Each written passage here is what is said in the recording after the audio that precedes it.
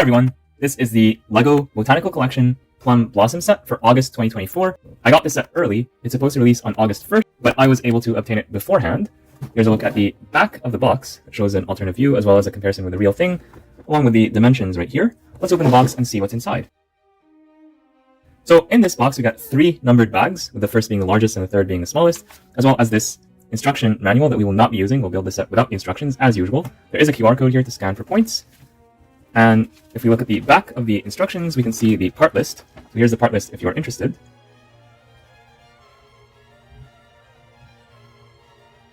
Alright, now let's get started with bag 1. And as usual, I will not be using all the instructions, but only the building phases for bags 1, 2, and 3. There are 327 pieces in this set, so I will not be able to go over them all individually, but I'll point out that there's lots of interesting pieces in this sand blue color right here, or drum lacquered gold as some people like to say, so these are very nice to get in this color. Very appreciated.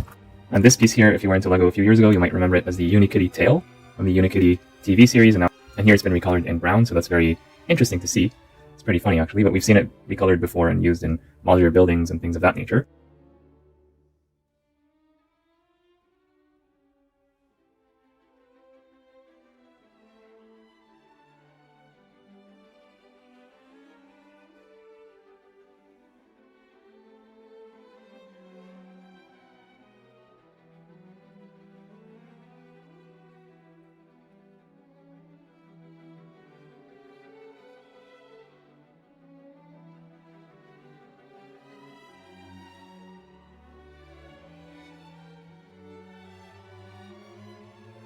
Bag 1 builds this base right here. I did not use a lot of the pieces that came with this set, just because I'm not using the instructions. I'm trying to figure this out on my own, and I built a version that allows this to spin. So you can count this as an extra feature. It's not super stable, but it's not gonna fall off if I put it upside down. Only this part will, but this one will be held by the other pieces coming in bag 2.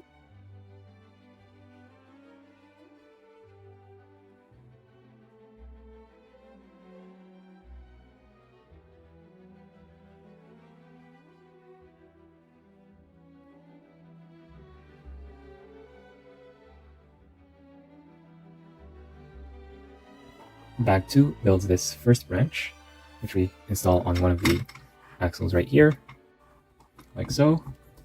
And this thing is pretty tall.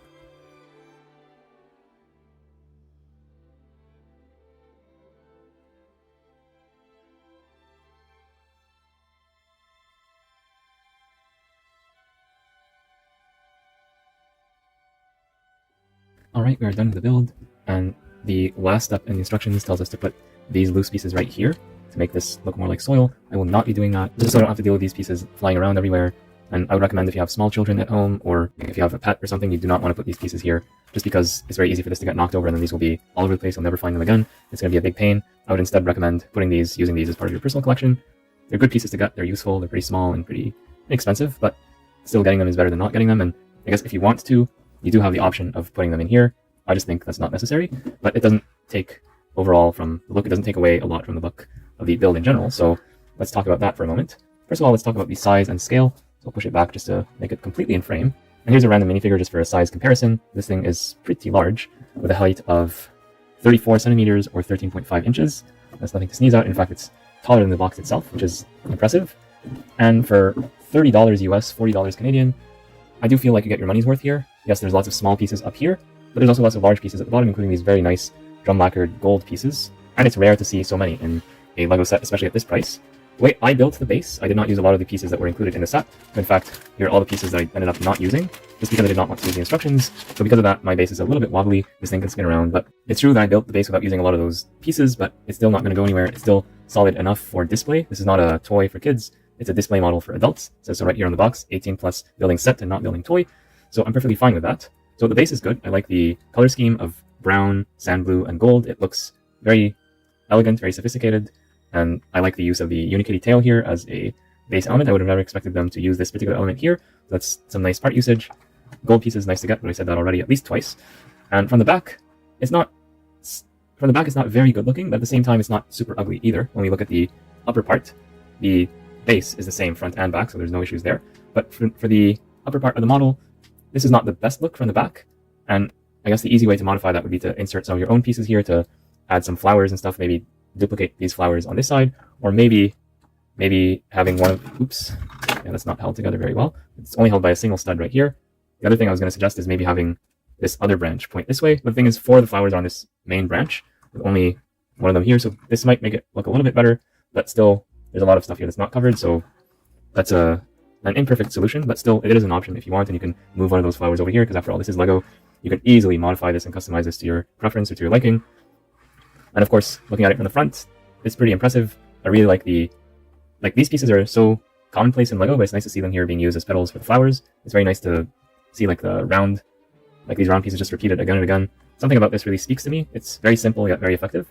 For the flowers with 4 petals, we additionally get these claw pieces right here that are used for the back petals, so that's pretty nice to see. And we got this piece that was originally an alien headpiece, recolored in light yellow to be used as the, I believe these are called the pistils or the stems. Don't quote me on that, I'm not a botanical expert, but basically that part of the flower right here. And we get like some tiny little blossoms here done with the purple or magenta flowers here, so that's also nice to see. And yeah, this goes all the way up to this level right here, so you get to see, like, it's a nice thing to see. Like the designer did not just do this and leave it there, but they went all the way. We also got these kind of flowers that are, I guess, blossoming a little bit further. So just to have a bit of a closer look at these. So here we have what looks like a peach or a plum mold. It's a fruit mold. It's minifigure sized, I believe. Yeah, a minifigure could hold this fruit, like basically picking a plum from the plum tree. It's pretty funny actually that it would fit a minifigure hand, but of course Lego designs their pieces in that way. And so this plum or peach kind of fruit is inserted here in this minifigure crown piece. That's some nice part usage, and this one is put here on a minifigure stand display piece. So lots of minifigure parts in this set, of course recolored to suit the occasion. And speaking of recolors, we get to see this piece here in reddish orange, the new color for 2024, for either the first time or one of the first times. So that's interesting to get as well. So yeah, this is the Lego Plum Blossom set. It's a nice set to get. I think the value for the money is there. It's $30 US, $40 Canadian, and I'm sure it's going to go on discount by the time holidays roll around. So if you don't need this right now, you want to get it later, I'm sure you can get it 20% off, 25% off, or something like that. So it's a nice small birthday gift or gift to give to someone who appreciates flowers, someone who appreciates nature and likes building Lego. The build of the set, the building experience without the instructions, was very interesting to me. The very bottom of the base, the brown parts, were very easy. This part was pretty difficult. I had to spend a lot of time figuring out how to put this together, and the way I put it together was kind of a hack because I didn't use a lot of the pieces from bag 1, but I was able to find out a way to put it together. This is good enough in my opinion, as long as it looks like the box. But yeah, there could be some improvements there in terms of the my way, the way I built it. But that's not the fault of Lego. If you do follow the instructions, you'll have no issues here, I guarantee it. Then this part is not too hard. This part is not too hard either. Basically, you can see it from the box. And by the way, this extends up here. So if you either need to look at the last page of the building phase, that instruction step, or look at the box to figure out this part here. Like all this stuff is self-explanatory. Like you see the build and you do it. These flowers are not so hard to figure out. These flowers also not super hard to figure out because you have a limited number of pieces and you divide, like you're given 10 of these pieces and 10 of these. So you put 2 and 2 together, you figure out that this one goes with this one. And in the last building phase of the instructions, you actually do see the flowers from the rear. And with that, you're able to build the flowers without too much difficulty. So yeah, the building experience for this was definitely on the simpler side. There were some challenges, especially right here, but overall it was pretty simple. There's some repetitiveness in terms of putting all these pieces together. So if you hate repetitive builds, this is not the worst offender. It's not like the Eiffel Tower or anything, but if you're really sensitive to that, then maybe you would want to go with another build. So yeah, in general, I would recommend getting this set if you like what you see. If you think the set visually speaks to you, then I think it would be good to get it. So yeah, those are my thoughts on the Lego Botanical Collection Plum Blossom set. What do you think? Let me know in the comments down below, and I'll see you all in the next one. Bye for now.